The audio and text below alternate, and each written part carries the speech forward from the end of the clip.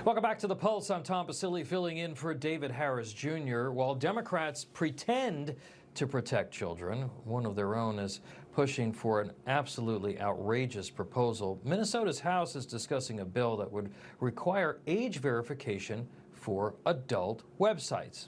Sounds pretty reasonable. Trans Minnesota Congressman Lee Fink has weighed in, claiming queer kids need, she said need, access to adult websites for educational purposes, of course. Watch. The AGs in many states are very clear about that. They're almost jubilant about being able to use these laws to ban young people from accessing content that could be educational if they are queer. And you're a principal, you have LGBT students in your school, and we also know that they're not receiving sex education for queer kids. We know that prurient interest could be, for many people, the very existence of transgender kids. More and more people are saying there simply are no transgender kids. We are told constantly that children are fragile and they need their safe spaces. Why would an elected official, let alone one that's transgender, support access to pornography for children? Joining me now to discuss, psychiatrist and best-selling author Dr. Carol Lieberman.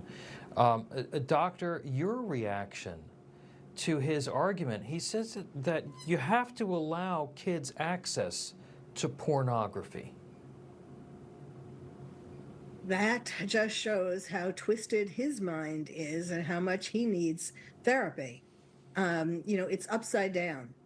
Obviously, if people are LGBTQ plus or particularly trans, first of all, why do kids need access to pornography even if they're not trans? So this is just another way of trying to make claim that trans kids don't have equal rights. That's really all it is. I want to get your take on this. Last weekend's deadly, horrific hockey shooting by a transgender man. Could talk to us about this, because we're seeing more and more of this. Is it the hormone treatments that are pushing these people to commit these heinous crimes? And why are we? Is that the reason why we're seeing so many transgenders resort to violence? The hormones are a part of it in some cases, but it's really a perfect storm. I mean, on the one hand, we have social media encouraging kids to be a different gender than they are. We have teachers.